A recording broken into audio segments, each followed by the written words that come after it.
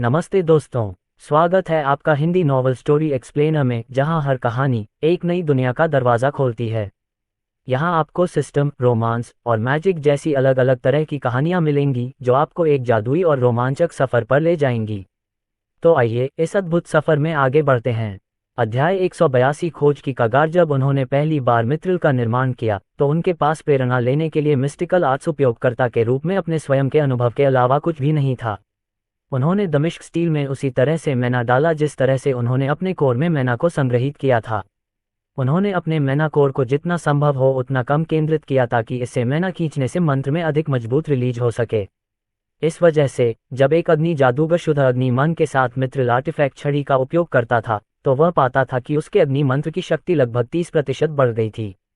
हालांकि इसका नकारात्मक पक्ष ये था कि वह किसी अन्य मित्रिल आर्टिफैक्ट का उपयोग नहीं कर सकता था, अन्यथा ये पहले आर्टिफैक्ट के प्रभावों में हस्तक्षेप करेगा। उदाहरण के लिए, यदि कोई जादूगर अपने स्टीम संबंधी मंत्रों की शक्ति बढ़ाने के लिए एक ही समय में अग्नि मित्रिल छड़ी और जल मित्रिल छड़ी का उपयोग करता है तो दोनों मित्रिल कलाकृतियां केवल एक दूसरे को रद्द करेंगी। अब सामान्य लोगों के लिए ये ठीक रहेगा। आखिरकार अधिकांश लोगों के पास केवल एक ही तत्वगत महारत होती है। हालांकि प्रीतम, जो सभी तात्विक मन को महारत हासिल करने की अंतर्निहित प्रतिभा के साथ जागृत थे, उन्हें अपने मित्रिल आर्टिफैक्ट के लिए केवल एक मन तक ही सीमित रहना होगा। ये बहुत सीमित था। ध्रुव ने सोचा कि इस विशेष समस्या को हल करने से पहले उसे गॉडफोर्ज के और अधिक टुकड़े खोजने होंगे, लेकिन जैसा कि हुआ, उसे केवल भौतिक कलाओं के बारे में और अधिक सीखने की आवश्यकता थी। एग्नेस को मित्रिल कलाकृति बनाने के लिए भौतिक कलाओं का उपयोग करते हुए देखने से जो कुछ उसने सीखा था उसे स्थानांतरित करके वह मित्रिल्स की क्षमताओं की सीमा को बदल सकता था। मित्रिल में भौतिक कला उपयोगकर्ताओं के मन प्रवाह की नकल करने से परिणामी कलाकृति कम शक्तिशाली और कम केंद्रित हो जाएगी, जिससे विभिन्न तात्विक मन को एक दूसरे को रद्द किए बिना मिश्रित करने की अनुमति मिल जाएगी। इसे बेहतर ढंग से समझाने के लिए पहले से संक्षिप्त मित्रिल कलाकृति को धातु के एक ठोस ब्लॉक के रूप में माना जा सकता है। यदि अग्नि तत्व का एक ठोस ब्लॉक जल तत्व के दूसरे ठोस ब्लॉक से होकर गुजरने की कोशिश करे तो वे टकराएंगे और एक दूसरे को आगे बढ़ने से रोकेंगे। लेकिन यदि वह उन तत्वों को कम सघन बना दे और उन्हें गैसीय रूप में बदल दे तो वे एक ही स्थान पर एक साथ रह सकेंगे। श्रेया 3। ओह, क्या मेरी सोच सही है? माई वर्चुअल लाइब्रेरी एम्पायर पर रोमांच खोजें। आपके सिद्धांत में व्यवहार्यता है, लेकिन इस तरह के परिवर्तन के पूर्ण प्रभावों की भविष्यवाणी करना कठिन है। इसे अपने आप पर परखना सबसे अच्छा है। ध्रुव ने और अधिक इंतजार नहीं किया और अपनी ही छाया में छलांग लगा दी और एक ही सेकंड में रिबॉर्न राष्ट्र में पहुंच गया। वह ट्रेन के पीछे चढ़ गया, जो चौंक गया और हथौड़े का वार चूक गया। ध्रुव ने माफी मांगी, बिना बताए यहां आने के लिए क्षमा करें।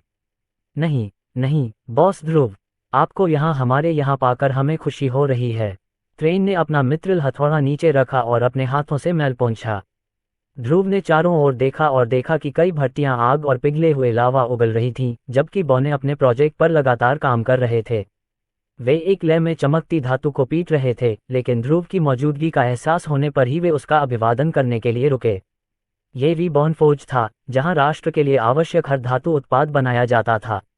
विशेष रूप से ये वह स्थान था जहां ट्रेन जैसे प्राचीन बौने प्रीतम की बढ़ती आबादी की आपूर्ति के लिए मित्रिल कलाकृतियां बनाने का काम करते थे। उत्पादन की दर इतनी तेज नहीं थी क्योंकि उनमें से केवल कुछ ही प्राचीन बौनों के रूप में विकसित होने में सक्षम थे। हम आपके लिए क्या कर सकते हैं, बॉस? मुझे मित्रिल बनाने के लिए कुछ दमिश्क स्टील के नमूनों की आवश्यकता होगी। मुझे लगता है कि मैं कुछ नया खोजने की कगार पर हूं, उसने ट्रेन से कहा। बौने की आंखें बड़ी हो गईं और वह तेजी से अपने पास रखी। संदूक की ओर बढ़ा, जो पूरी तरह से अप्रसंस्कृत मित्रिल अयस्कों से भरी हुई थी। क्या आप किसी विशेष आकार की तलाश में हैं? ध्रुव ने अनुरोध किया। मेरे और ड्रैगन बोन के लिए कवच का पूरा सेट बनाओ। ट्रेन को पहले से ही उनके लिए माप पता था और वह तुरंत काम पर लग गया। और चूंकि ध्रुव अपने नए सिद्धांत को परखने के विचार से काफी उत्साहित था, इसलिए वह चुपचाप नहीं बैठ सकता था। उसने एक खाली वर्कस्टेशन की तलाश की और ट्रेन को दमिश्क स्टील कवच बनाने में मदद की, जिसे वे मित्रिल आर्टिफैक्ट्स में बनाने जा रहे थे। इस बीच जंगल के बाहरी इलाके में एक और केनाइन ऑक ने कोको के बीजों से भरी एक पूरी बोरी नियो ऑकस की ओर खींची। वह उन रक्षकों में से एक था जिसे उसके सरदार ने विशेष रूप से प्रीतम को उनके पवित्र कोको फल देने का काम सौंपा था। जैसे ही वह न्यू ऑकस के करीब पहुंचा, उसके भेड़िए जैसे कान अचानक फड़क उठे और जंगल में गूंजती धातु की डिंग की आवाज सुनी। अब ये ध्वनि पहले से ही पर्यावरण की सामान्य शांति में सुनने के लिए काफी अजीब थी, लेकिन फिर इस ध्वनि के बाद कर्कश चिल्लाहट हुई। ये ध्वनि जिस दिशा से आ रही थी वह कोई और नहीं बल्कि न्यू ऑर्कस का नया क्षेत्र था। क्या वे हमारी तरह ही पूजा कर रहे हैं? ऑर्केनाइन ओर्क ने मन ही मन सोचा। उसने सोचा कि वे ही एकमात्र लोग थे जो देवी की प्रार्थना के रूप में चिल्लाते और अपनी छाती पीटते थे। लेकिन जैसा कि बाद में पता चला, वे अकेले नहीं थे। ये जानने के लिए उत्सुक कि प्रीतम अपनी पवित्र भूमि को क्या मानते हैं, ओर्क ने थोड़ा सा चक्कर लगाया और दूर से जयकारे लगाने वालों का पीछा किया। बहुत समय नहीं बीता था कि उसे क्षितिज पर जंगल और एक बड़े खुले मैदान को अलग करती हुई एक धातु की बाढ़ दिखाई दी। ओर्क ने बाढ़ के छेदों से झांक कर देखा कि मैदान में अजीब जगहों पर मानव और अर्धमानव खड़े थे, जो आसमान की ओर ऐसे देख रहे थे जैसे कुछ खोज रहे हों। और उनके पीछे एक बड़ी भीड़ थी जो सभी की जय जयकार का कारण थी। उसकी आंखें सिकुड़ गईं जब उसने एक अर्धमानव को देखा जिसके शरीर पर ड्रैगन जैसे शल्क और पीछे एक पूंछ थी। उसने उसे पहचान लिया कि वह युवा पुनर्जन्म सरदार की परिचारिकाओं में से एक है। उसने अपना एक पैर उठाया और गिरने के वेग का उपयोग करते हुए अपने सामने खड़े अर्धमानव की ओर एक छोटी सी गेंद फेंकी। ऑर्केनाइन ओर्क के कान गेंद पर ध्यान केंद्रित करते हुए चौकन्ने खड़े थे, बिल्कुल एक जिज्ञासु कुत्ते की तरह। वह गेंद का पीछा करने के अलावा और कुछ नहीं चाहता था। अध्याय 183 दलितों का समर्थन। लेकिन चाहे उसका कुत्ता कितना भी मैदान में जाकर गेंद लाना चाहे, वह ऐसा नहीं कर सकता था। उसका सरदार अपने आदेशों पर अड़ा हुआ था कि वह कभी भी इंसानों की चीजों में दखल न दे। आखिरकार उन्हें उनका पक्ष जीतने की जरूरत थी, न कि उनका गुस्सा। इसलिए ऑर्केनाइन ओर्क ने अपना हाथ रोक लिया और खुद को बस प्रीतम के अजीब अनुष्ठान को देखने की अनुमति दी। ड्रैगनबॉर्न ने एक बार फिर गेंद उसके सामने वाले की ओर फेंकी और पहले की तरह अर्धमानव का झटका सिर्फ एक बाल की चौड़ाई से चूक गया और गेंद साफ साफ दस्ताने पर जा गिरी।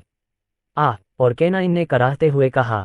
उसे लगा कि अगर वह बैट पकड़े हुए कैटफॉक की स्थिति में होता तो वह बेहतर प्रदर्शन कर सकता था। लेकिन निस्संदेह उसे अपनी इच्छाओं को त्यागना पड़ा और बस इसे घटित होते देखना पड़ा। अवलोकन के माध्यम से ओर्क ने सही अनुमान लगाया कि ये दोनों टीमों के बीच किसी प्रकार की प्रतिस्पर्धा थी, और ऐसा लग रहा था कि जो भी अपने बल्ले से गेंद को हिट करेगा, वह दोनों के बीच प्रतिद्वंद्विता में जीत जाएगा। जब उसने ध्यान से सुना तो उसने भीड़ को उन अर्धमानवों की ओर जयकारे लगाते हुए सुना तथा उनका उत्साहवर्धन करते हुए सुना। चलो, तुम होम रन मार सकते हो, आप ये कर सकते हैं, जाओ जाओ जाओ। केवल संदर्भ के आधार पर ही ऑर्केनाइन ने यह अनुमान लगाया कि होम रन बनाने का अर्थ है गेंद को विपक्षी टीम से इतनी दूर मारना कि वे उसे पकड़ न सकें। ये पृथ्वी देवी की पूजा करने का उनका तरीका होगा, ऐसा ही होगा। ऑर्केनाइन ने आश्चर्य से कहा। आखिरकार जब गेंद धातु के बल्ले से टकराई तो भीड़ ने जयकारे लगाए और चिल्लाए, ठीक उसी तरह जैसे उनका समुदाय देवी को धन्यवाद देने के लिए अपने पवित्र स्थलों पर चिल्लाता था। इस बात को समझने के बाद ऑर्केनाइन और प्रीतम के भीतर इस छोटी सी प्रतियोगिता से और भी ज्यादा रोमांचित हो गया। उसे न केवल ये तथ्य पसंद आया कि वे देवी की पूजा कर रहे थे, बल्कि उसे दोनों टीमों के बीच प्रतिद्वंद्विता वाला पहलू भी पसंद आया। इससे उसे वैसा ही एहसास हुआ जैसा तब हुआ था जब वह अपने ही प्रतिद्वंद्वी ऑर्क्यूपाइन जनजाति का सामना कर रहा था। वह घंटों तक खेल को देखता रहा, ये समझने की कोशिश करता रहा कि खेल कैसे खेला जाता है और इसके नियम क्या हैं। वह इस तथ्य को पूरी तरह से भूल गया कि उसे काकाओ बीन्स की बोरी न्यू ऑर्कस को देनी थी। और विभिन्न खेलों के दौरान ऑर्केनाइन ओर्क ने खुद को प्रतियोगिता के कमजोर पक्ष के लिए चीयर करते हुए पाया।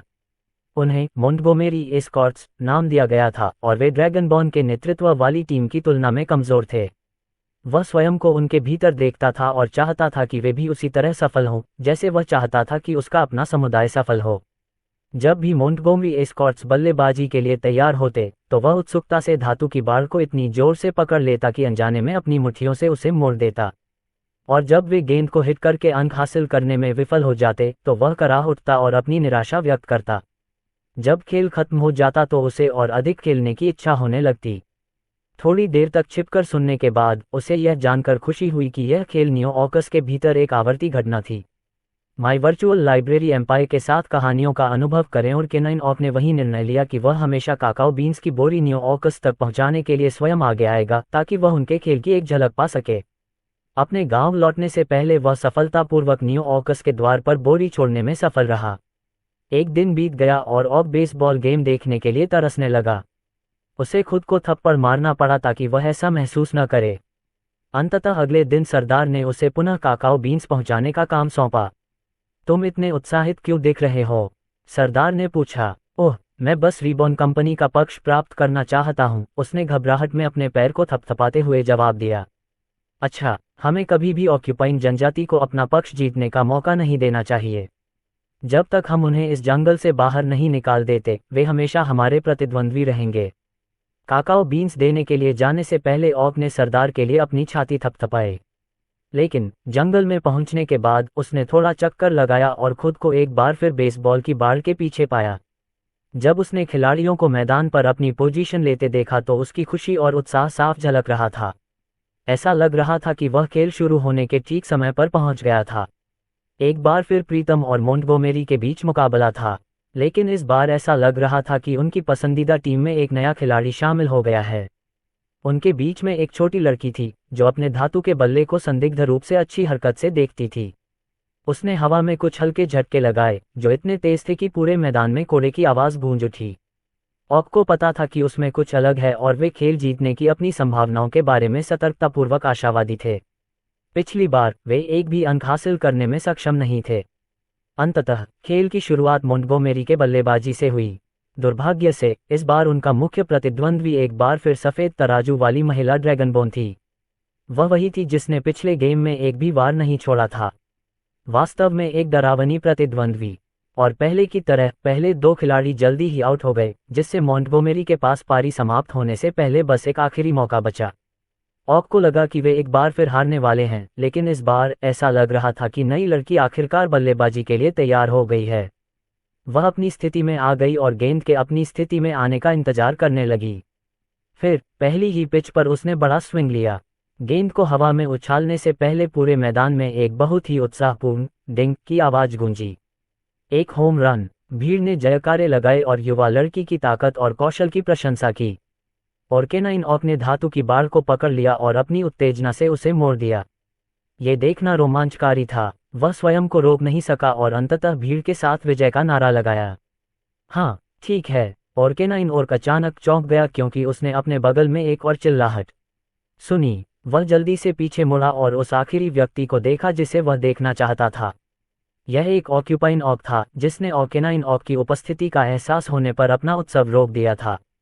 दोनों ऑर्क्स एक दूसरे को घूर रहे थे, समझ नहीं पा रहे थे कि क्या करें। अध्याय 184 खेल के लिए अनदेखा करना। अपने सबसे घृणित प्रतिद्वंद्वी को अपने सामने देखकर केनाइन ऑक के व्यवहार में 180 डिग्री का बदलाव आया। उसका चेहरा एक गुर्राहट में बदल गया और उसने ऑक्यूपाइन ऑक के साथ ऐसा व्यवहार किया जैसे वह उसके जीवन का अभिशाप हो। और ऐसा लग रहा था जैसे प्रतिक्रिया पारस्परिक थी। जैसे ही ऑक्यूपाइन ऑक ने केनाइन ऑक के रोएदार शरीर को देखा, वह गुस्से से भर गया। सालों से उनके कबीलों के बीच जो दुश्मनी चल रही थी, उसने आखिरकार अपना भयानक रूप दिखा दिया। हालांकि उन्होंने वादा किया था कि वे एक दूसरे के साथ शांति बनाए रखेंगे, लेकिन उनकी नफरत इतनी आसानी से नहीं छुप सकती थी। सच तो यह है कि दोनों जनजातियां बस एक बार फिर से युद्ध करने के अवसर की प्रतीक्षा कर रही थीं, तथा अंततः ये साबित करना चाहती थीं कि पृथ्वी देवी का बेहतर उपासक कौन है। काय कमीने। और केनाइन चिल्लाया, बेकार मूर्ख। और ऑक्यूपाइन ने जवाब दिया। वे दोनों एक दूसरे के आमने सामने थे, ठीक वैसे ही जैसे वे हमेशा एक दूसरे के आमने सामने होते थे जब वे चिल्लाने की लड़ाई में लगे होते थे। हालांकि उनके सरदारों ने उन्हें विशेष रूप से अपने प्रतिद्वंद्वियों के साथ लड़ने से परहेज करने के लिए कहा था, फिर भी वे खुद को रोक नहीं पाए।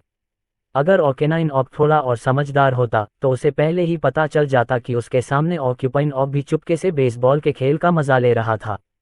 हालांकि उसका सिर अपने सरदार और उसके भाइयों की काया ऑक्यूपाइन के बारे में चिल्लाहट से इतना भरा हुआ था कि वह ऐसी चीज़ों के बारे में सोच भी नहीं पाया। माई वर्चुअल लाइब्रेरी एम्पायर से अधिक सामग्री का आनंद लें। सच तो यह है कि ऑक्यूपाइन ऑक ने भी प्रीतम को बेसबॉल खेलते हुए देखा था और बाकी लोगों की तरह उसे भी यह खेल पसंद आ गया था। वह भी मोंटगोमेरी के लिए उत्साहित था और युवा लड़की को आखिरकार होम रन मारते देखकर बहुत खुश हुआ।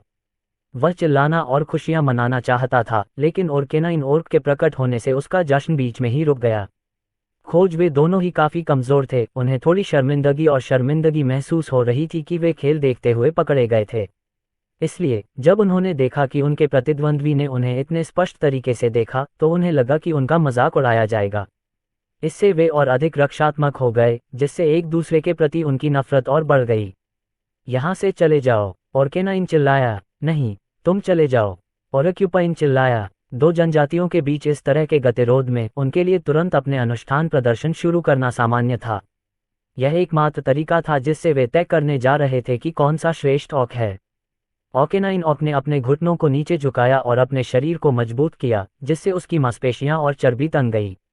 वह अपने शरीर को एक लयबद्ध ताल बनाने के लिए थप्पड़ मारने की तैयारी कर रहा था, जो निश्चित रूप से उसके प्रतिद्वंद्वी को पीछे हटने पर मजबूर कर देगा।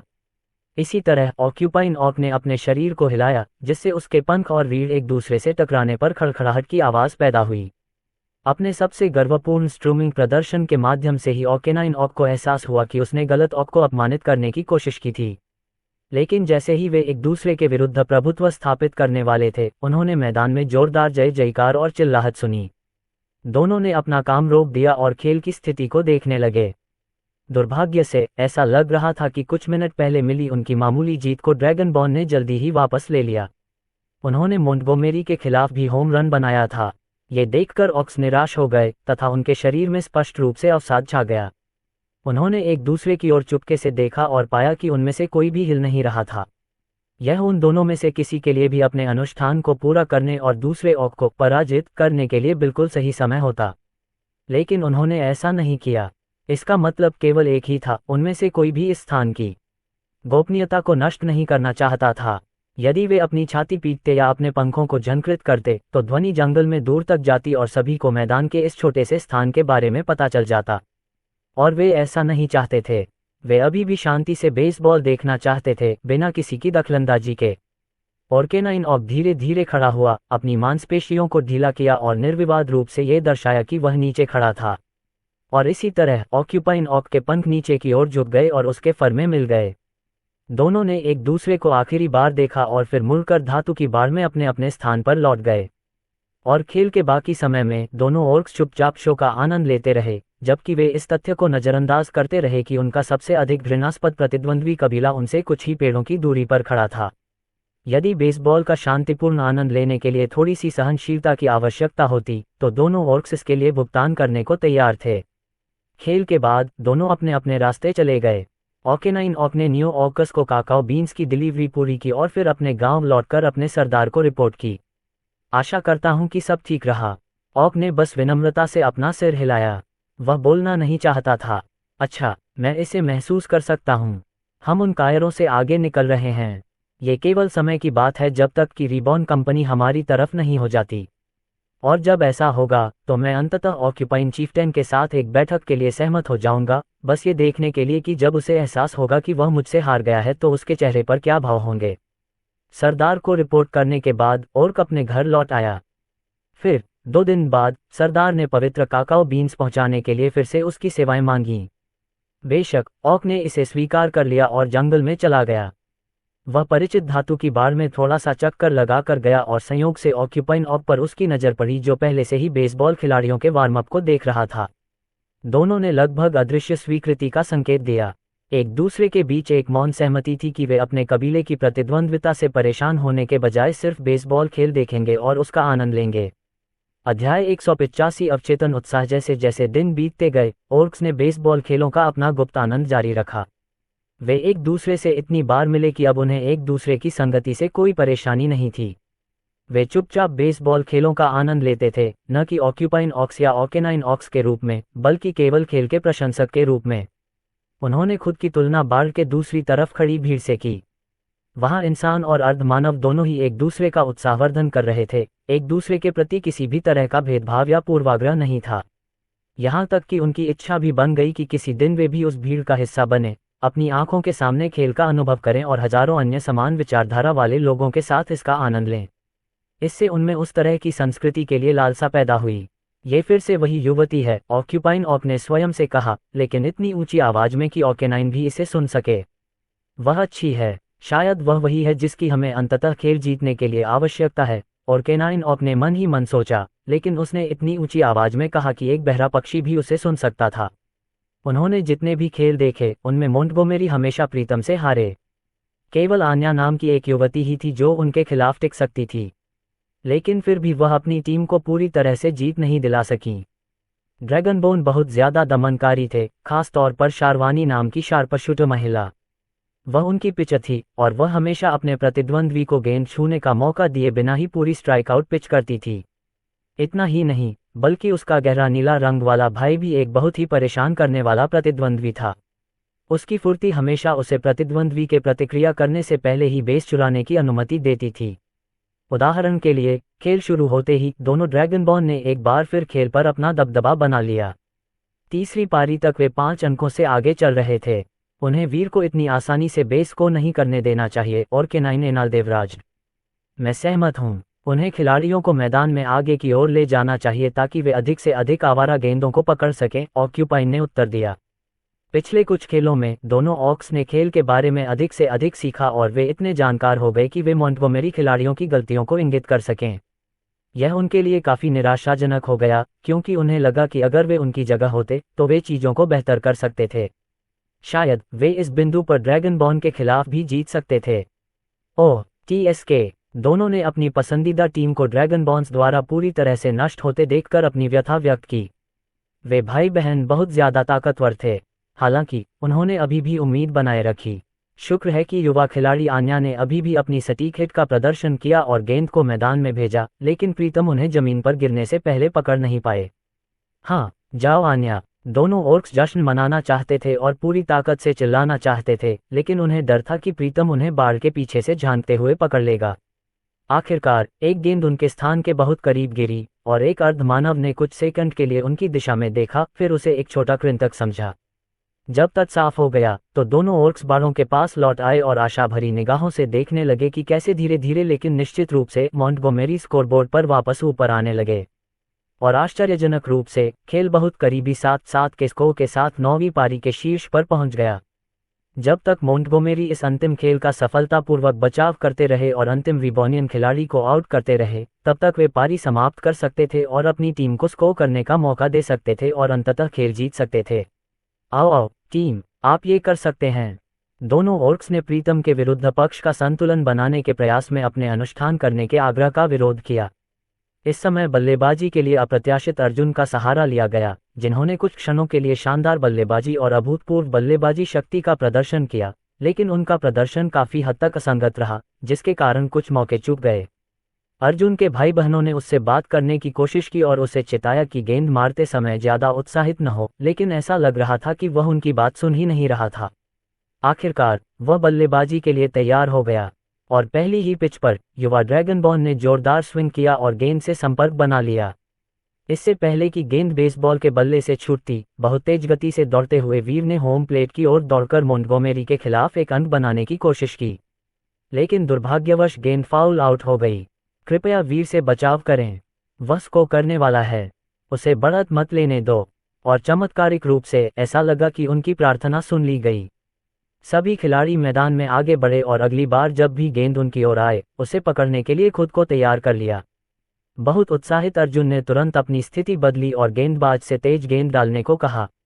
गेंदबाज ने अनुरोध पूरा किया और एक कर्व बॉल फेंकी, जिसे अर्जुन ने खुशी खुशी अपने बल्ले से मार दिया।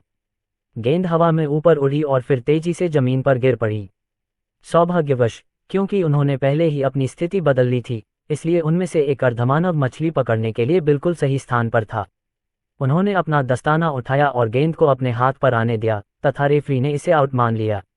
मॉन्टगोमेरी ने जश्न मनाया, जबकि अर्जुन ने अपने भाई बहनों से शिकायत की कि यह उचित नहीं है कि वह खेल में अपनी वास्तविक ताकत का उपयोग नहीं कर सकता। आखिरी और अंतिम पारी के साथ यह उनके लिए जीतने का आखिरी मौका था। उन्हें बस एक अंक की जरूरत थी और वे आखिरकार एक बार प्रीतम को हरा देंगे। और सौभाग्य से ऐसा लग रहा था कि अब आन्या के लिए बल्लेबाजी करने का समय आ गया है। वह अन्य खिलाड़ियों की तरह नहीं थी और उसने पहली ही गेंद पर बल्ला घुमाया, गेंद से सीधा संपर्क बनाया और गेंद को हवा में उछाल दिया। जैसी कि उम्मीद थी, यह एक होम रन था। सभी ने जश्न मनाया, प्रीतम ने भी। थोड़ी देर अभ्यास करने के बाद मॉन्टगोमेरी ने आखिरकार गेम जीत लिया। भीड़ पागल हो गई और विजेताओं को समर्पित कोई न कोई गीत गाने लगी। हाँ, हमने ये किया। दोनों ऑर्क्स ने भी जश्न मनाया, यहाँ तक कि वे भी भीड़ के जश्न में शामिल हो गए। माई वर्चुअल लाइब्रेरी एम्पायर पर विशेष सामग्री पढ़ें। जब वे मंत्रोच्चार कर रहे थे तो ऑर्क्स अब चेतन रूप से अपनी एक धुन के साथ इसे पूरक बनाना चाहते थे। ऑर्केनाइन ऑर्क ने ताल बनाने के लिए अपनी छाती थपथपाई, जबकि ऑर्क्यूपाइन ऑर्क ने लय बनाने के लिए अपनी कलमों को झनकृत किया। परिणामस्वरूप उत्पन्न ध्वनि ने एक आश्चर्यजनक प्रतिध्वनि पैदा की जो पूरे मैदान में फैल गई, जिससे तेज तर्रार शर्वानी का ध्यान उस ओर गया। अध्याय 186 ऑर्क रेजोनेंस। अब दोनों ऑर्क्स को अपनी गलती का एहसास हो गया और उन्होंने तुरंत ही वह काम बंद कर दिया जो वे कर रहे थे। ये छोटी सी भूल कोई खास मायने नहीं रखती यदि वे अलग अलग अपने अनुष्ठान कर रहे होते और एक दूसरे के प्रति समान शत्रुता रखते। हालांकि उनके अप्रत्याशित सौहार्द ने उनके अनुष्ठानों को एक दूसरे के साथ मिलकर एक अजीब प्रतिध्वनि में बदल दिया जो वर्तमान दुनिया में पहले कभी नहीं देखी गई थी। इसने एक ऐसा प्रभाव पैदा किया जिसने सुनने वाले किसी भी व्यक्ति को पृथ्वी मान का सेवन बहुत अधिक बढ़ा दिया। ऐसा प्रतीत होता है कि धरती से धीरे धीरे पानी टपकने के बजाय उनके अनुष्ठानों ने उनके शरीर को एक विशाल चुंबक में बदल दिया था जिसने धरती को उनके पैरों के नीचे से खींच लिया था। ये प्रभाव शायद क्षणिक था और अधिक समय तक नहीं रहा, लेकिन एक तेज तर्रार ड्रैगनबोन ने तुरंत ही अपने शरीर पर पड़ने वाले अनुनाद के प्रभाव को महसूस कर लिया। शर्वानी ने महसूस किया कि पृथ्वीमान उसकी नसों के माध्यम से प्रवाहित हो रहा है तथा उसके मूल तक पहुंच रहा है तथा उसे पर्याप्त मात्रा में प्रदान कर रहा है जिससे वह अंततः अगले स्तर तक पहुंच सकी। उसके शरीर में मैनाकोर के नीचे अचानक एक और परत विकसित हो गई जिससे आखिरकार शर्वानी की आधिकारिक 3 स्टार रियल डेमी ह्यूमन के रूप में यात्रा शुरू हो गई। माय वर्चुअल लाइब्रेरी एम्पायर पर नए अध्याय पढ़ें। सच तो यह है कि ड्रैगनबॉन्स शुरू से ही अपनी सफलता के काफी करीब थे। यही कारण था कि वे पिछले कुछ दिनों से बेसबॉल खेल रहे थे। एग्नेस के अनुसार भौतिक कलाओं में अपनी साधना को आगे बढ़ाने का सबसे अच्छा तरीका किसी भी कौशल या शक्ति का उपयोग किए बिना अपने शरीर को प्रशिक्षित करना था। ये काफी हद तक सहज ज्ञान के विपरीत था, खासकर तब जब सभी रहस्यमय कला उपयोगकर्ता जिन्हें वे जानते थे उन्होंने यथासंभव अधिक से अधिक मंत्रों का जाप करके अपनी साधना में सुधार किया। एग्नेस ने बताया कि फिजिकल आर्ट्स के उपयोगकर्ता अपने कोर से अधिक अपने शरीर पर निर्भर होते हैं, इसलिए यदि वे अपने सामान्य शरीर को अपने आसपास से अधिक मान प्राप्त करने के लिए प्रशिक्षित करें तो यह उनके लिए अद्भुत होगा। उनका अनुमान था कि 1 महीने तक बेसबॉल खेलने और प्रतिदिन अभ्यास करने के बाद ड्रैगनबॉन्स अवश्य ही सफल हो जाएंगे। लेकिन शर्वानी को यह जानकर बहुत आश्चर्य हुआ कि वह अपनी सफलता से 2 सप्ताह पहले ही पहुंच गई थी, और यह सब जंगल से आ रही उस अजीब सी आवाज की वजह से हुआ था। उसने अपनी आंखें सिकुड़कर धातु की बाड़ों में 2 ऑर्क्स को देखा और सही अनुमान लगाया कि ये ध्वनियां उन्हीं से आ रही थीं। उनकी ओर बढ़ते हुए ऑक्स ने तुरंत शर्वानी के सामने आत्मसमर्पण कर दिया और उससे क्षमा मांगने की कोशिश की। हम आपसे प्रार्थना करते हैं कि हमारे हस्तक्षेप को क्षमा करें, कृपया दया करें। लेकिन उनके सोचने के विपरीत शर्वानी उन पर बिल्कुल भी नाराज नहीं थी। वास्तव में वह इस बात को सोचकर बहुत उत्साहित थी कि उसने क्या खोज की होगी। उसका बॉस निश्चित रूप से ये सुनना चाहेगा कि ऑक्स उसकी खेती को कैसे बढ़ा पाए। जब नियो ऑक्स में ये सब हो रहा था, ध्रुव भट्टी बनाने में बहुत व्यस्त था, पिघली हुई धातु को तोड़कर उसे अधिक वांछनीय आकार में ढाल रहा था। वह मित्रिल कलाकृतियों के साथ प्रयोग कर रहा था तथा अपने नए मन प्रवाह के संचालन के तरीके की नकल करने के लिए मन के गुणों को बदल रहा था। पहले तो यह मुश्किल था। आखिरकार दमिश्क स्टील को अपने मूल में केवल एक ही स्थान पर मैना को संग्रहित करने के लिए कठोर रूप से तैयार किया गया था। यह उसके अपने शरीर की तरह नहीं था जो एक अलग मैना प्रवाह को समायोजित करने के लिए नसों और नए मांस को विकसित कर सकता था। इसे बदलने के लिए उन्हें सामग्री की रासायनिक संरचना में ही हेरफेर करना पड़ा, जो उचित उपकरणों और साधनों के बिना पूरा करना काफी कठिन कार्य था। शुक्र है कि ध्रुव ने 5 सितारा क्षेत्र में प्रवेश कर लिया था और अंततः श्रेया 3 के मेमोरी बैंकों में छिपे 5 सितारा मंत्रों तक उसकी पहुंच हो गई थी। मंत्र धातु रूपांतरण ने ध्रुव को अस्थायी रूप से ठोस मित्रिल अयस्क को बहुत ही लचीले और बहुत तरल पदार्थ में बदलने की अनुमति दी, जिसके साथ काम करना बहुत आसान था। अंधकार, विष, ऊष्मा और प्रकाश ऊर्जा का एक संयोजन उसके मूल से बाहर निकला और मित्रिल के भीतर बहुत ही आणविक बंधन को तोड़ना शुरू कर दिया। सभी मन पर अपने पूर्ण नियंत्रण के साथ वह सामग्री के भीतर लगभग सूक्ष्म नलिकाएं बनाने में सक्षम था, जो शरीर की नसों की तरह काम करती थीं। यद्यपि यह संभव था, ध्रुव को मुट्ठी भर मित्रिल अयस्क को सफलतापूर्वक उसके नवीनतम संस्करण में बदलने में काफी समय लगा। ध्रुव ने अपने माथे से पसीना पोंछा और तैयार उत्पाद को हवा में उठा दिया। बॉस, ये बहुत शानदार लग रहा है। ट्रेन और बाकी प्राचीन बौने ध्रुव की हथेलियों पर नई मित्रिल कलाकृति देखकर आश्चर्यचकित हो गए। इस कलाकृति की जटिलता बौनों के लिए इतनी अप्राप्य थी कि वे इसकी तुलना केवल भविष्य के आविष्कार से ही कर सकते थे। यह क्या करता है? ट्रेन ने पूछा। ध्रुव स्वयं इसका पता लगाना चाहता था और उसने उसमें अग्नि और जल का इंजेक्शन लगा दिया। अब आमतौर पर इस तरह के विपरीत तत्वीय मान के संयोजन से पहनने वाले के लिए कम प्रभाव पड़ता है। इससे केवल उनके जल और अग्नि मंत्रों में सुधार होता, जबकि अन्य मंत्र स्टेट बूस्ट से अप्रभावित रहते।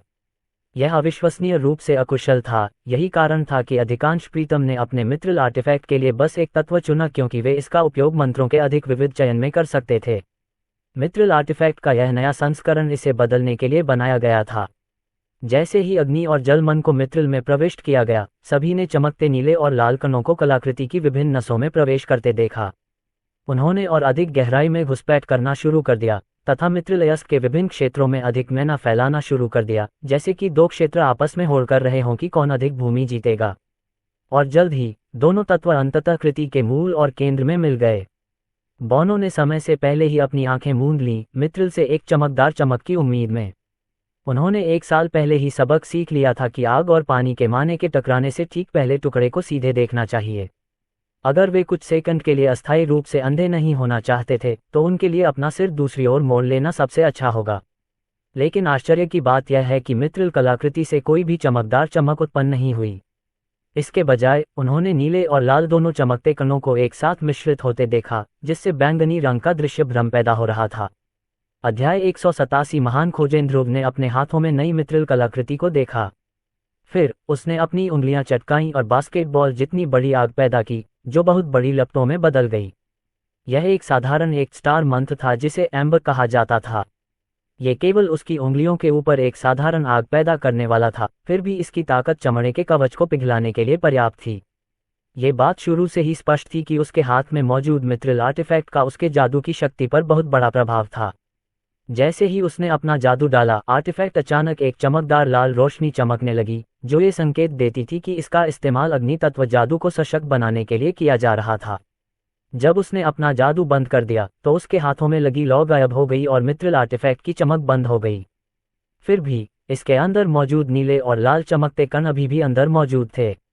अब ये बूस्टिंग इफेक्ट सामान्य मित्रिल आर्टिफैक्ट के साथ बिल्कुल भी नहीं होना चाहिए था।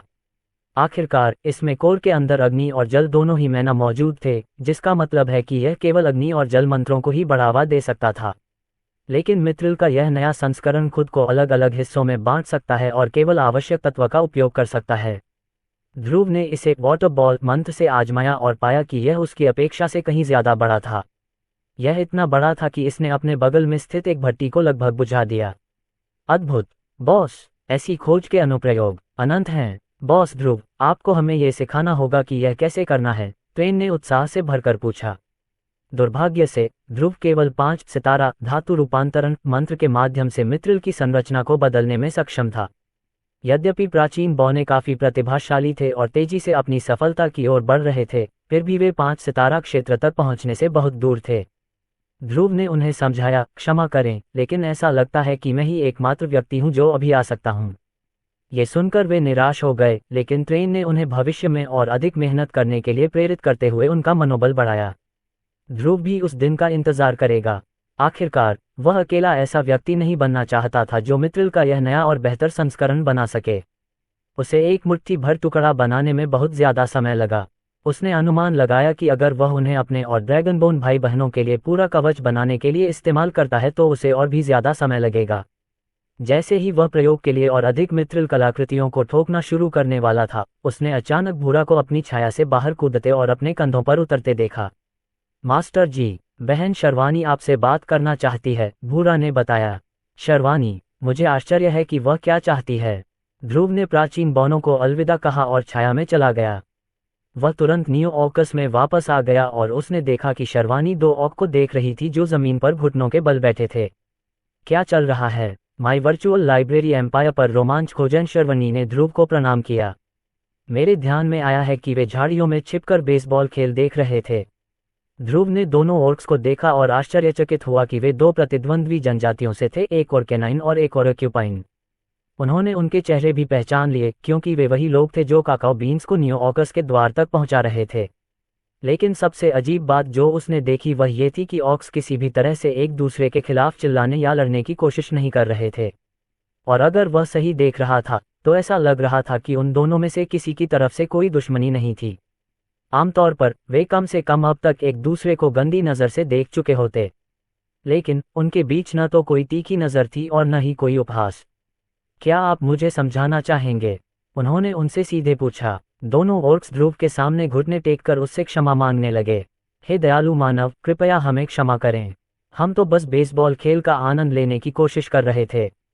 ये सच है, हमारा न्यू ऑर्क्स के खिलाफ कोई बुरा इरादा नहीं था और हम बस एक खेल देखने की इच्छा से ऐसा कर रहे थे। दोनों ऑर्क्स ने उन परिस्थितियों के बारे में बताया जिनके कारण उन्हें बेसबॉल मैदान की खोज करनी पड़ी। साथ ही उन्होंने ये भी बताया कि कैसे वे बेसबॉल खेल के प्रति प्रेम करने लगे। ध्रुव को ये बात बिल्कुल स्पष्ट थी कि ऑर्क्स इस खेल के प्रति उतने ही भावुक थे जितने कि प्रीतम थे जब उन्होंने पहली बार इस खेल को पेश किया था। अगर ऐसा है तो बेसबॉल देखने में कोई समस्या नहीं है, उन्होंने दोनों को घुटनों के बल बैठे हुए से उठाते हुए कहा। अगली बार आपको बस मैदान के पास जाना चाहिए और हम आपको ब्लीचर्स में बैठने या उनके साथ कोई गेम खेलने की अनुमति दे सकते हैं। दोनों ऑर्क्स ने कृतज्ञता से ध्रुव की ओर देखा। वे प्रीतम और मोंटगोमेरी के साथ बेसबॉल का खेल खेलना चाहते थे। भगवान ध्रुव, कुछ और भी है। शर्वानी ध्रुव के पास गई और फुसफुसाकर उसे उस अजीब प्रतिध्वनि के साथ अपने अनुभव के बारे में बताया। ध्रुव की आंखों में आग सी चमक उठी। उसकी जिज्ञासा बढ़ गई। अगर उसने जो कहा वह सच था तो ध्रुव के लिए दोनों जनजातियों के बीच गृहयुद्ध को रोकना और उन्हें एक साथ लाना और भी जरूरी था। ऑकेनाइन और ऑक्यूपाइंस के बीच अप्रत्याशित प्रतिध्वनि शायद उनकी वास्तविक क्षमता की एक झलक थी। कोई कारण रहा होगा कि वे दो जनजातियां एक ही समूह का हिस्सा हुआ करती थीं और कैसे वे प्राचीन काल में सह अस्तित्व में रह पाती थीं। क्या आप इसे दोहराने की कोशिश कर सकते हैं? ध्रुव ने ऑर्क से पूछा, लेकिन ऐसा लग रहा था कि वे इस बात से अनजान थे कि ध्रुव किस बारे में बात कर रहा था। यहाँ तक कि उन्हें भी नहीं पता था कि उनके एक दूसरे से जुड़े अनुष्ठानों का क्या असर होगा या इसका कोई असर होगा भी या नहीं। वे सालों से एक दूसरे से लड़ते और चिल्लाते रहे हैं, फिर भी इसका एकमात्र प्रभाव एक बहुत ही कष्टप्रद शोर था जो पूरे जंगल में गूंजता था। ये निश्चित रूप से उस तरह का प्रभाव नहीं था जिसका वर्णन शर्वानी कर रही थी। फिर भी ऑर्क्स ने ध्रुव के निर्देशों का पालन किया और अपने अनुष्ठान शुरू कर दिए। ऑर्केनाइन ऑर्क ने अपनी बाइसेप्स को थपथपाया जबकि ऑर्क्यूपाइन ऑर्क ने अपनी क्विल्स को हिलाया।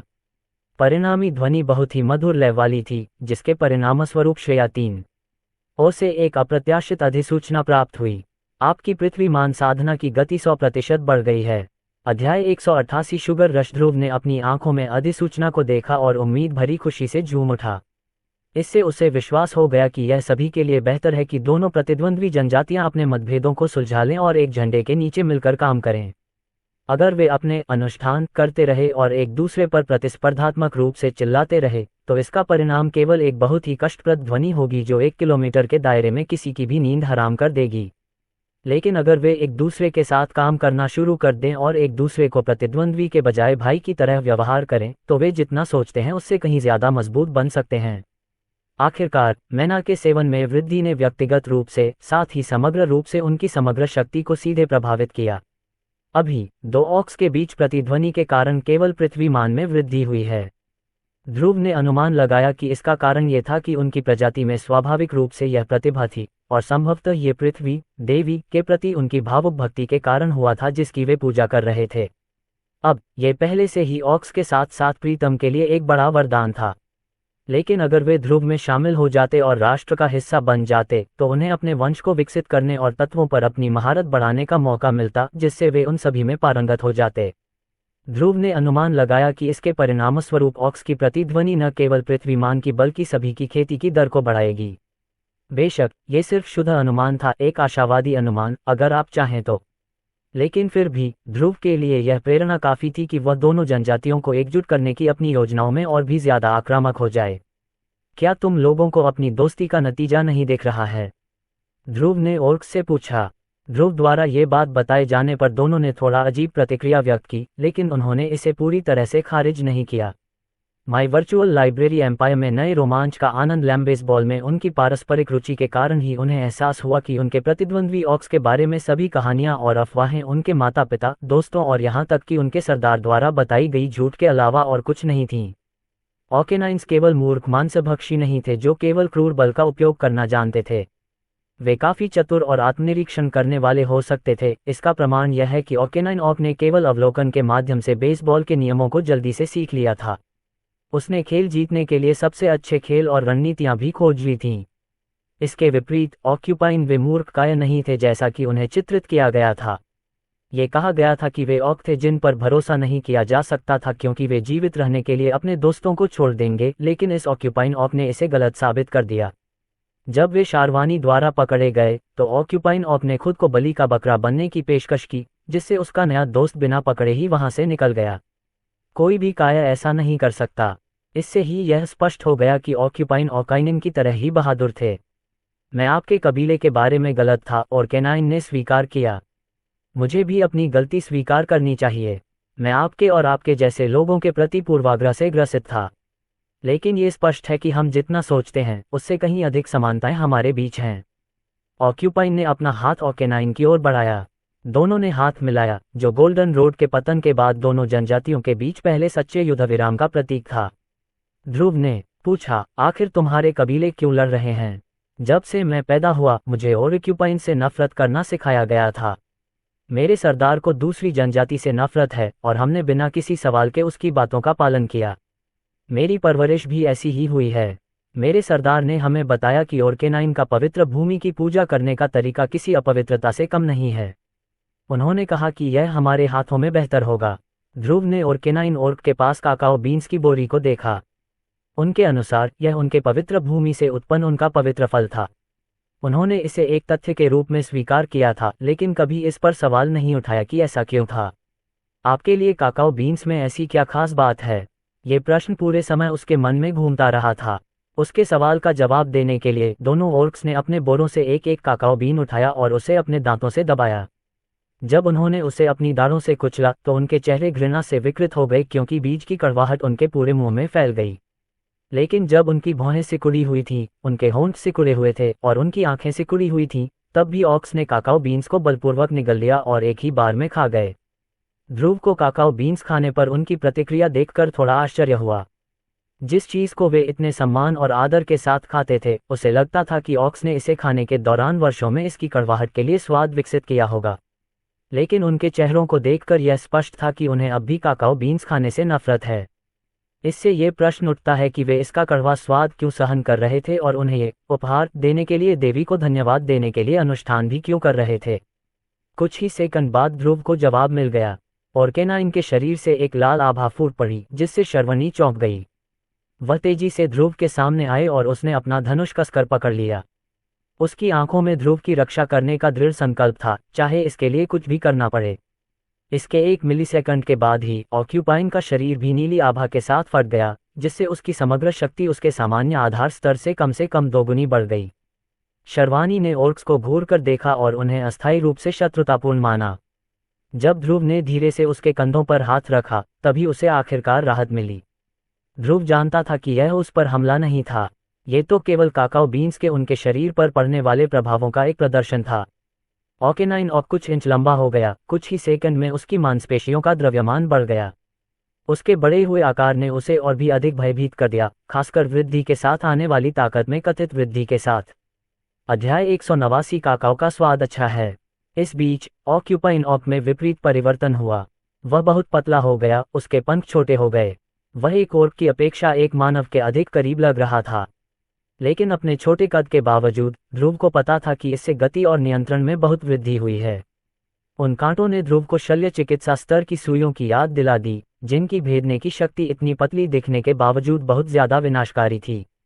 श्रेया 3। ओह, मैं क्या देख रही हूँ। उनके निजी एआई सहायक ने 2 ऑक्स की ओर लाइट मैना की एक किरण भेजी। फिर उन मैना ने ऑक्स के शरीर के अंदर मौजूद लाइट मैना के साथ बातचीत की, जो ध्रुव की ओर वापस उछली। उन लाइट मैना में ऑक्स की शारीरिक संरचना की पूरी तरह से जांच करने के लिए आवश्यक सभी जानकारी मौजूद थी। विश्लेषण पूरा हो गया। ओआरसी प्रजाति ऑकेनाइन ऑक्यूपाइन प्रकार अर्ध मानवमय वर्चुअल लाइब्रेरी एम्पायर से नई कहानियों का आनंद लें। कठिनाई तत्व पृथ्वी अग्नि कौशल शुगर रश। ये कौशल उपयोगकर्ता को काकाओ बीन से प्राप्त ऊर्जा को शुद्ध पृथ्वी शक्ति में बदलने की अनुमति देता है। पृथ्वी तत्व में उनकी समग्र शक्ति अस्थायी रूप से एक स्तर ऊपर की ओर बढ़ जाएगी। जब ध्रुव पहली बार ऑक्स से मिला था, तब उनका कठिनाई स्तर केवल 4 स्टार था, लेकिन उनकी उन्नत स्थिति के नए ज्ञान के साथ श्रेया 3 ओ ने उन्हें एक पूरा स्टार अधिक रेटिंग दी। ध्रुव को ऑक्स में आई नई शक्ति पर आश्चर्य हुआ। यह विश्वास करना कठिन था कि उन्हें ये शक्ति केवल काकाओ बीन के एक टुकड़े को खाने से मिली थी। यही वह चीज है जिसने हमें इतने समय तक जीवित रहने में मदद की है, सर मानव। देवी का उपहार हमें किसी भी विपत्ति पर विजय पाने की शक्ति देता है, और केनाइन ने अपने नए बढ़े हुए शरीर पर थपकी देते हुए कहा। इससे बहुत तेज तमाचा निकला जो पूरे जंगल में गूंज उठा। अगर हम काकाओ पेड़ों की कद्र नहीं करते तो हम कृतघ्न होंगे। हमारे अनुष्ठान हमें अपनी पवित्र भूमि की रक्षा करने के साथ साथ पृथ्वी देवी का भी आदर करने की अनुमति देते हैं, ऑक्यूपाइन ने अपनी नई कलमों को बजाते हुए कहा। अब ये ताल की झनकार की तरह लग रहा था जो सभी के कानों को सुखद लग रहा था। ध्रुव ने कुछ सेकंड तक उनका अवलोकन किया और अंत में उनसे एक के बाद एक कई प्रश्न पूछे। कब तक ये चलेगा? ये ज्यादा देर तक नहीं टिकता। मानवीय दृष्टि से देखा जाए तो ये केवल मोमबत्ती की 1/4 रोशनी तक ही टिकेगा, और केनाइन ने उत्तर दिया। दूसरे शब्दों में कहें तो उनका रूपांतरण केवल 10 मिनट तक चला। हालांकि यह थोड़ा कम लग सकता है, लेकिन लड़ाई में यह पर्याप्त से अधिक था। क्या इसकी कोई सीमाएं हैं? क्या आप लगातार काकाओ बीन्स खा सकते हैं? क्या आप एक ही समय में 2 काकाओ बीन्स खा सकते हैं? ध्रुव की आंखों में जिज्ञासा भरी थी और यह उसके सवालों से और भी स्पष्ट हो रही थी। हम इसे कई बार खा सकते हैं, ऑक्यूपाइन ने कहा, लेकिन ये किसी भी तरह से हमारे परिवर्तन को प्रभावित नहीं करेगा। ये हमारी ताकत नहीं बढ़ाएगा और न ही हमारा समय बढ़ाएगा। तो क्या इसका मतलब यह है कि सैद्धांतिक रूप से यदि आप हर समय काकाओ बीन्स खाते रहें तो आप हमेशा उन्नत अवस्था में रह सकते हैं? दोनों ऑर्क्स ने अजीब ढंग से अपना सिर हिलाया। तो फिर आप ऐसा क्यों नहीं करते? ध्रुव ने उनसे पूछा। वे निश्चित रूप से अपनी बढ़ी हुई स्थिति को स्थायी बना सकते थे यदि वे चाहते। आखिरकार उनके पास लगभग असीमित मात्रा में काकाओ बीन्स तो होंगे ही, क्योंकि वे रिबॉर्न कंपनी को अपने उपहारों में इतने उदार थे। हमें इसका स्वाद पसंद नहीं है, और केनाइन ने कबूल किया। अगर इसकी ज़रूरत नहीं है तो हम इसे बिल्कुल भी नहीं खाएंगे, भले ही हम भूखे मर रहे हों। ऑक्यूपाइन ने सहमति जताई। हमारा मानना है कि यह पृथ्वी देवी की ओर से एक परीक्षा है। उसने काकाओ बीन्स को खाने में कठिन बनाया ताकि हम उससे मिलने वाली शक्ति के जाल में न फंस जाएं। ध्रुव कुछ सेकंड के लिए चुप हो गया, केवल ऑर्क्स और काकाओ बीन्स को देखता रहा। तुम्हें इससे नफरत है क्योंकि यह कड़वा है? तो फिर तुम इसे क्यों नहीं आजमाते? उसने अपनी परछाई में हाथ डाला और बेकरी से एक चॉकलेट बार निकाला। वह अभी भी पैकेजिंग रैपर में थी, इसलिए ऑक्स ने पहले तो उसे पहचाना नहीं। लेकिन जैसे ही ध्रुव ने कागज खोला, काकाओ बीन्स की हल्की लेकिन जानी पहचानी खुशबू ने उनके होश उड़ा दिए। इससे वे भ्रमित हो गए। वह चीज़ उन काकाओ बीन्स जैसी बिल्कुल नहीं थी जिन्हें वे अपनी पूरी जिंदगी जानते थे, फिर भी वे सहज रूप से जानते थे कि इसमें बहुत सारे काकाओ बीन्स हैं। श्रीमान मानव, ये हमारे पवित्र फल की तरह क्यों महक रहा है? ध्रुव ने जवाब दिया, ऐसा इसलिए है क्योंकि यह सच है। इसे आजमाएं। उसने बार को समान रूप से तोड़ दिया और इसे ऑक्स को दे दिया, जिन्होंने भ्रमित नजरों से इसे देखा। उन्होंने इसे अपने हाथों से महसूस किया और अपनी नाक से सूंघा। यह स्पष्ट था कि पृथ्वी देवी का प्रभाव बहुत मजबूत था। यह इस बात का सबूत था कि यह वास्तव में वैसा ही था जैसा ध्रुव ने कहा था। उन्होंने एक निवाला खाया। उनके शरीर पहले से ही कड़े थे क्योंकि उन्हें काकाओ बीन्स की कड़वाहट का अनुमान था। लेकिन जैसे ही चॉकलेट उनके मुंह में पिघली, उनकी इंद्रियों में एक नई अनुभूति भर गई। यह मीठा था, ये सुखद था, ये कुछ ऐसा था जिसे वे जीवन भर खाने से परहेज नहीं करेंगे। काकाओ बीन्स का मूल स्वाद अभी भी मौजूद था, लेकिन कड़वाहट लगभग खत्म हो गई थी। किसी तरह चॉकलेट उस कड़वाहट को ऑक्स के लिए बेहद संतोषजनक चीज में बदलने में सक्षम थी।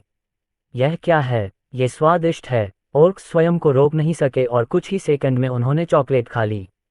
जो लोग काकाओ बीन्स की कड़वाहट के इतने आदी हो चुके थे, उनके लिए ये स्वाद में एक बहुत ही स्वागत योग्य बदलाव था।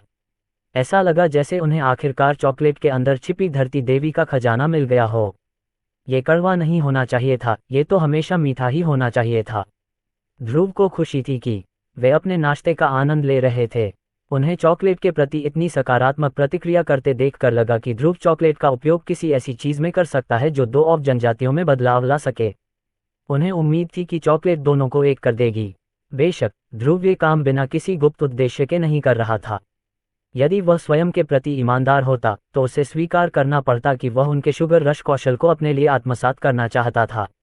अध्याय 190 अनुष्ठान प्रतिध्वनि। ध्रुव ने जब इसकी संभावनाओं की कल्पना की तो उसकी इच्छा और जनजातियों को अपने राष्ट्र में सम्मिलित करने की और अधिक प्रबल हो गई। यदि वे उसके नागरिक बन जाएं, तो वह उनकी प्रतिभा को जागृत कर सकता है और तत्पश्चात उनके कौशल और मन के प्रति उनकी आत्मीयता को उन्नत कर सकता है। अभी उनके शुगर रश कौशल ने केवल उनके पृथ्वी तत्व मंत्र की ताकत को बढ़ाया है, लेकिन अगर वह इसे अपने हाथों में ले लेता तो ध्रुव को यकीन था कि वह इसे इसके एक बड़े संस्करण में अपग्रेड कर सकता था जहां ये सभी तत्वों को बढ़ावा दे सकता था।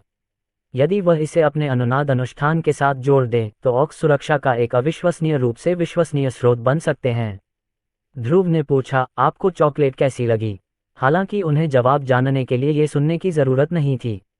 उनके प्रसन्न चेहरे और ज्यादा चॉकलेट खाने की चाह ध्रुव को ये बताने के लिए काफी थी कि वे चॉकलेट के दीवाने हो चुके हैं। जैसा कि पता चला, ओर्क्स काफी मीठा खाने के शौकीन थे। चॉकलेट ऐसी चीज थी जो उन्हें आदी बना देती, चाहे वह उनके पवित्र काकाओ बीन से बनी हो या नहीं। ये सिर्फ एक बहुत ही भाग्यशाली संयोग था कि जैसा कि पता चला, उनका पसंदीदा भोजन उनके शरीर के भीतर छिपी ताकत को भी सक्रिय कर सकता था। माई वर्चुअल लाइब्रेरी एम्पायर से और अधिक सामग्री का आनंद लैम प्रत्येक ऑक को कच्चे काकाओ बीन्स खाना नापसंद था। कुछ तो इसे पूरी तरह से खाना छोड़ देते थे, यहाँ तक कि जब उन्हें इसकी आवश्यकता होती थी तब भी अपनी ताकत बढ़ाने का प्रयास नहीं करते थे। लेकिन इस चॉकलेट के साथ ऑक्स को पता था कि उनकी जनजातियां तुरंत ही सारी चॉकलेट खा जाएंगी जो वे देख पाएंगे। तुम सचमुच पृथ्वी देवी के धन्य पुत्र हो, ऑर्केनाइन ओर्क ने ध्रुव से कहा। उसकी आंखें आश्चर्य से चमक रही थीं। ध्रुव को उसकी अचानक दिखाई गई भक्ति से थोड़ा आश्चर्य हुआ। क्या हमारे सरदार ने कहा कि रिबॉर्न का मालिक पृथ्वी का धन्य पुत्र है? उसके शिष्य ने ऐसा कहा। ध्रुव के पैरों के नीचे की छाया ये सुनकर चौंक गई।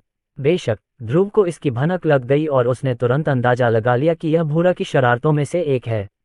वैसे भी, अगर आप चॉकलेट खाना और बेसबॉल खेलना चाहते हैं तो मैं आपसे एक ही काम मांगना चाहता हूँ। ओर्क्स ने ध्रुव की ओर देखा और घुटनों के बल बैठ गए, जिससे पता चला कि ध्रुव उनसे जो भी कहेगा वे उसे करने के लिए तैयार हैं। क्या आप मेरे ड्रैगनबॉर्न की मदद कर सकते हैं? दोनों ओर्क्स एक दूसरे की ओर देखने लगे। उन्हें समझ में नहीं आ रहा था कि ध्रुव क्या बात कर रहा है। कुछ ही मिनटों बाद सभी लोग न्यू ऑर्कस में खुले मैदान में बने स्पैरिंग जिम में वापस एकत्र हो गए। यहीं पर एग्नेस ने ड्रैगनबॉर्न और प्रीतम को शारीरिक कला मंत्रों का प्रशिक्षण दिया था। श्रीमान मानव, आप हमसे क्या करवाना चाहेंगे? ध्रुव ने फिर ड्रैगनबॉर्न की ओर इशारा किया, जिन्होंने बेसबॉल की पोशाक उतारकर लड़ाई की पोशाक पहन ली थी। उनके सामने मोंटगोमेरी एस्कॉर्ट्स थे, जिन्होंने भी कुछ ज्यादा ही उपयुक्त पोशाक पहन ली थी। मैं चाहता हूं कि जब तक वे अपने कौशल का अभ्यास कर रहे हैं तब तक आप अपना अनुनाद अनुष्ठान करते रहें, उन्होंने उनसे कहा। यदि आप ऐसा करते हैं तो मैं आपके प्रयासों के लिए आपको अधिक चॉकलेट और न्यू ऑर्कस की किसी भी उपलब्ध सुविधा के लिए निःशुल्क पास देकर आपको पुरस्कृत करूंगा। इसका मतलब है कि आप जितना चाहें उतना बेसबॉल खेल सकते हैं। ओर्क्स अवाक होकर ध्रुव की ओर देखते रहे। क्या ये कठिन होगा? उसने उनसे पूछा। प्रशिक्षण सत्र कुछ घंटों तक चलता था, इसलिए उसे नहीं पता था कि ऑक्स में अपने अनुष्ठान करने के लिए इतनी सहनशक्ति है या नहीं। नहीं नहीं श्रीमान मानव, पृथ्वी देवी ने हमारे शरीर को इतनी ऊर्जा के साथ बनाया है कि हम उन्हें पूरे एक सप्ताह तक लगातार धन्यवाद दे सकें। लेकिन क्या ये वास्तव में इतना आसान है? उन्होंने सोचा होगा कि कीमती चॉकलेट पाने के लिए उन्हें थोड़ी अधिक मेहनत करनी पड़ेगी। यदि यह आपके लिए आसान है तो हाँ, और हाँ, आपको काम करते समय इन्हें पहनना चाहिए, ध्रुव ने कहा और उन्होंने उनके शरीर पर पोर्टेबल माइक का एक सेट लगाया। ये सीधे बगल में लगे स्पीकरों से जुड़ा हुआ था। हम वक्ता ने ऊंची आवाज में ऑर्केनाइन की आवाज की नकल की, जिससे दोनों चौंक गए। ध्रुव ने उन्हें बताया कि डरने की कोई बात नहीं है और ये सिर्फ मित्रिल आर्टिफैक्ट स्पीकर हैं जो उनके अनुनाद अनुष्ठान के प्रभाव को बढ़ाने के लिए हैं। बेशक ऑक्स को इस बारे में कुछ भी पता नहीं था, लेकिन उन्होंने ध्रुव पर इतना भरोसा किया कि वे ऐसा करने में सफल हो गए। इस बीच वीर का सामना एक बार फिर एग्नेस से हुआ। इस बार वे हर दिन अभ्यास कर रहे थे, इसलिए वीर अब पहले जैसा नौसिखिया नहीं था। हालांकि वह अभी भी प्रसिद्ध मोंटगोमरी युद्ध नौकरानी के खिलाफ विजय प्राप्त करने में सक्षम नहीं था। जैसे ही दोनों के बीच हथियार टकराए, ध्रुव ने ओर्क्स को अपने अनुष्ठान शुरू करने का संकेत दिया। बू प्रति रा ता चॉकलेट का टुकड़ा खाते ही उनकी चीखें और भी तेज हो गईं। उनके शरीर के मजबूत होने के कारण उनका अनुष्ठान प्रदर्शन और भी जोरदार और उग्र हो गया। इतना ही नहीं, बल्कि उनकी आवाजें मित्रिल स्पीकर में प्रसारित की गईं, जिससे इसका प्रभाव कई गुना बढ़ गया। जैसे ही उनकी अलग अलग गड़गड़ाहट भरी थपकी और झनकार भरी झनकार की प्रतिध्वनि हवा में मिली, मुकाबला मैदान में मौजूद हर किसी का खून उत्तेजना से खौल उठा। उनके शरीर में एड्रेनालाइन का प्रवाह उन्हें ऐसा महसूस करा रहा था मानो वे वास्तविक युद्ध में हो, जिसमें जीवन मरण का सवाल हो। यहाँ तक कि एग्नेस को भी ऐसा महसूस हुआ कि उसके सिर के पीछे के बाल खड़े हो गए हैं, मानो उसे अपने बचपन में वापस जाने के लिए मजबूर किया गया हो जब वह सैकड़ों दुश्मनों का सामना कर रही थी। वह केवल इस बात पर हंस सकती थी कि रिबॉर्न कंपनी के बारे में सब कुछ कितना बेतुका था। इस प्रकार का वातावरण योद्धाओं के लिए अपनी इंद्रियों को बढ़ाने और अनुभव प्राप्त करने के लिए आदर्श वातावरण था। भय और उत्तेजना दोनों से अपने खून को खौलता हुआ महसूस करना शारीरिक कला के उपयोगकर्ता की शक्ति बढ़ाने के लिए एक सच्चा उर्वरक था। यही कारण है कि बहुत से सैनिक और योद्धा युद्ध के समय आगे बढ़ गए और शांति के समय में रुक गए। अभ्यास के माध्यम से किसी व्यक्ति के विकास को प्रोत्साहित करना कठिन था, क्योंकि उनके शरीर को विकसित करने के लिए मजबूर करने जैसा कोई वास्तविक खतरा नहीं था। लेकिन अब ध्रुव और उनकी कंपनी ने युद्ध के अंतर्निहित जोखिम के बिना समान प्रभाव उत्पन्न करने का एक तरीका खोज लिया है। उसने महसूस किया कि उसके शरीर में मौजूद मानस में हलचल होने लगी है, क्योंकि वह नीचे से पृथ्वी के मानस को ग्रहण करने लगा है। भले ही उसके पास पृथ्वी का मानस कोर नहीं था, लेकिन पृथ्वी के मानस ने पर्यावरण में निहित अग्नि मानस को अपने साथ ले लिया और उसे उसके शरीर में खींच लिया। जैसे ही उसने आगे देखा, उसने वीर की आंखों में राहत का भाव देखा और उसका शरीर पहले से कहीं अधिक आराम महसूस कर रहा था। वह आसानी से टूट गया। अध्याय 191 अधिक ऑर्क्स की भर्ती। जैसे जैसे मुकाबला जारी रहा, ड्रैगनबोन ने अंततः अगला कदम उठाया और स्वयं 3 स्टार स्तर के योद्धा बन गए। यद्यपि उनकी अंतर्निहित प्रतिभा और उनकी कड़ी मेहनत इस सफलता में बहुसंख्यक योगदान करता थी, लेकिन इस बात से इनकार नहीं किया जा सकता था कि ऑक्स के चिल्लाने के अजीब प्रभाव ने इसे काफी हद तक प्रभावित किया था। और वे अकेले ही इससे लाभ उठाने वाले नहीं थे। यहाँ तक कि एग्नेस के अर्ध मानव सहयोगी भी अपनी साधना में बड़े अंतर से वृद्धि के संकेत दे रहे थे।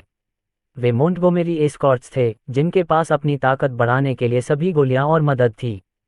फिर भी यह शायद सबसे आसान तरीका था जिससे उन्होंने कभी अपने मन कोर को बेहतर बनाया था।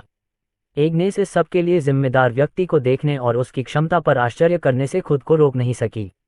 कुछ घंटों बाद सभी लोग अपने प्रशिक्षण सत्रों से थक चुके थे। ध्रुव बता सकता था कि उनके प्रयासों का फल कम से कम 2 गुना अधिक था जब उन्होंने कुछ दिन पहले प्रशिक्षण लिया था। उन्होंने ऑक्स को उनके अथक समर्थन के लिए धन्यवाद दिया, लेकिन उन्होंने उसे दिखाया कि उन्हें पसीना भी नहीं आया। यह उनके लिए आसान था, क्योंकि वे उस चॉकलेट के लिए वास्तव में आभारी थे जो उन्होंने उन्हें दी थी। प्रीतम के साथ बेसबॉल खेलने की पूरी छूट देने के बाद दोनों ऑर्क्स अंततः अपने अपने जंगलों में लौट गए। लेकिन जाने से पहले ध्रुव ने उनसे एक और उपकार मांगा। ये बहुत अच्छा होगा यदि आप अपने प्रतिद्वंद्वियों की अपनी जनजातियों के प्रति धारणा बदल सकें। दोनों ऑर्क्स वैसा ही करना चाहते थे जैसा ध्रुव ने कहा था, लेकिन वे जानते थे कि अपने साथी आदिवासियों को अपने सबसे घृणित विरोधियों के साथ अचानक मित्र बनने के लिए राजी करना बहुत कठिन होगा। दूसरे कबीले के प्रति यह प्रतिद्वंद्विता उन्हें जन्म से लेकर मृत्यु तक सिखाई गई थी। अगर ये ऑर्क एक दूसरे से नहीं मिलते तो उन्हें यह एहसास ही नहीं होता कि दोनों जनजातियों के बीच प्रतिद्वंद्विता अनावश्यक थी। उन्हें ये भी नहीं पता होता कि उनके खिलाफ सभी पूर्वाग्रह और नफरत सिर्फ झूठ पर आधारित थी। अपने साथी जनजातियों को मनाने का एकमात्र तरीका यह था कि वे व्यक्तिगत रूप से देखें कि वे दूसरी जनजाति से कितने समान हैं। जब तक वे ये देख पाते कि उनके प्रतिद्वंद्वी भी उन्हीं जैसे हैं, तब तक उन्हें यह एहसास हो जाता कि ऑक्यूपाइंस और ऑकेनाइन दोनों एक ही प्रजाति के भाग हैं। ये बहुत कठिन होगा, मानव महोदय। शत्रु के साथ मित्रता करने पर हमें निर्वासित किया जा सकता है, और केनाइन ने कहा। हमारे लिए भी यही बात है, और ऑक्यूपाइन ने सहमति जताई। ध्रुव को पता था कि यह मुश्किल होगा, लेकिन फिर भी उसे उम्मीद थी। ये तथ्य कि ये दोनों ऑर्क्स दोस्त बन सकते हैं, ये दिखाने के लिए पर्याप्त सबूत था कि दोनों जनजातियों की एकता संभव थी। ध्रुव ने उनसे कहा, ठीक है, अगर बाकी सब विफल हो जाता है तो हमारे पास अभी भी एक आखिरी मोलतोल का तरीका है। बस इसी से उन्हें बाहर निकालो। उन्होंने उन्हें एक चॉकलेट बार दिखाया, जिससे दोनों ऑर्क्स को कुछ विचार मिले कि किस प्रकार वे अपने साथी जनजातियों को दोनों जनजातियों को एकजुट करने के अपने अभियान का हिस्सा बनने के लिए राजी करें। माई वर्चुअल लाइब्रेरी एम्पायर से नई कहानियों का आनंद लेने अगले कुछ दिनों में दोनों ऑर्क्स ने अपने साथी आदिवासियों के बीच काकाओ बीन्स से बने एक नए चमत्कारी भोजन के बारे में अफवाहें फैलाना शुरू कर दिया। और उन अफवाहों के अनुसार इस भोजन का स्वाद कड़वे जहर जैसा नहीं था। खोज बेशक बहुत से ऑर्क्स ने इस पर विश्वास नहीं किया और केवल कुछ ही उसके पास पहुंचे।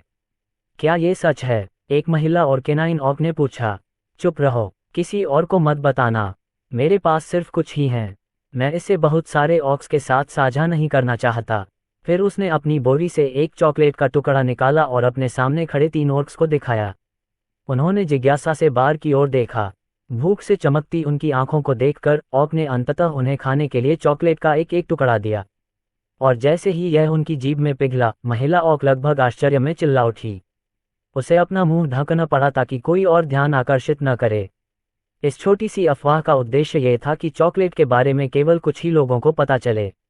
अगर सरदार को इस बारे में पता चला तो वह इसे अपने कबीले के लिए एकाधिकार में रखना चाहेगा, जिससे दोनों कबीलों के बीच मौजूदा प्रतिद्वंद्विता और बढ़ जाएगी। धीरे धीरे वे ओर्क्स को इकट्ठा करेंगे और उन्हें अपनी कथित प्रतिद्वंद्विता के बारे में सच्चाई दिखाएंगे। एक बार जब अधिकांश ओर्क्स को एक दूसरे के साथ अपने संघर्ष की मूर्खता का एहसास हो जाएगा, तो सरदारों को दूसरे जनजाति के खिलाफ अपनी नफरत पर पुनर्विचार करने के लिए मजबूर होना पड़ेगा। ये तुम्हें कहाँ से मिला? ऑर्केनाइंस ने उससे पूछा। कल मेरे साथ आओ, मैं तुम्हें दिखाऊंगा कि मुझे ये कहाँ से मिला। अगले दिन ऑर्केनाइन ऑक के साथ 3 और ऑक थे जो न्यू ऑकस तक काकाओ बीन्स पहुंचाने आए थे। क्या आप ये कह रहे हैं कि यह चॉकलेट उन मनुष्यों द्वारा बनाई गई है? क्या उसे सचमुच पृथ्वी देवी का आशीर्वाद प्राप्त है, जैसा कि सरदार ने कहा था? चुप, हम यहाँ हैं, ऑर्केनाइन ने कहा। लेकिन दूसरों ने जो देखा उससे पता चला कि वे न्यू ऑकस के गेट के पास भी नहीं थे। वे एक धातु की बाढ़ के ठीक सामने थे, जिसके सामने मनुष्यों और अर्ध मानवों से भरा एक बड़ा मैदान था। उन्होंने उससे पूछा, हम यहाँ क्या कर रहे हैं? उन्होंने उनसे कहा, ये बस एक छोटा सा चक्कर है, बस खेल। देखिए, डिंग, होम रन देखकर ऑर्केनाइंस के अंदर कुछ हलचल मच गई। इससे उन्हें उत्साह महसूस हुआ और इस तरह अधिकाधिक ऑर्केनाइंस ओर्क्स बेसबॉल के प्रशंसक बन गए।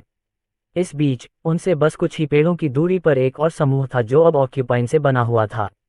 वे भी बेसबॉल नामक इस अजीब नए खेल के आदी होने लगे थे। उन्हें इस खेल में पूरी तरह से डूब जाने में ज्यादा समय नहीं लगा। इस पूरे घटनाक्रम को अंजाम देने वाले 2 ओर्क्स ने एक दूसरे से नजरें मिलाईं और एक दूसरे को देखकर सिर हिलाया। उनकी योजना का अगला चरण निर्धारित किया गया। न्यू ऑकस के दूसरी ओर गाड़ियों का एक कारवां अस्त व्यस्त सड़क पर टहल रहा था। रिपोर्टर और महत्वाकांक्षी पत्रकार जिग्नेश ने खिड़की से बाहर देखा और क्षितिज पर कुछ ऐसा देखा जो उनकी उम्मीदों से बिल्कुल अलग था। वह क्या है? उसने चॉकलेट व्यापारियों से पूछा। वह न्यू ऑकस है,